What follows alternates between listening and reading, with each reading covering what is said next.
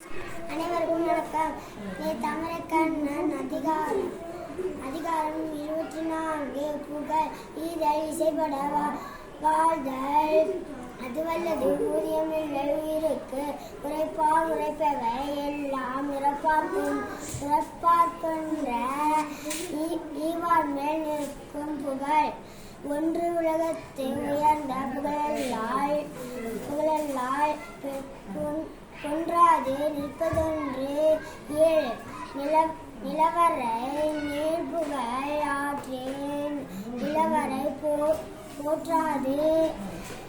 புத்தேர் உலகு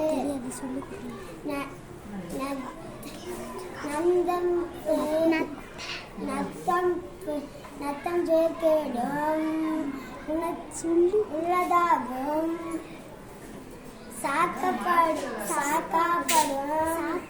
சாக்காடும் மித்தகர்களால் அறிதே நின்றே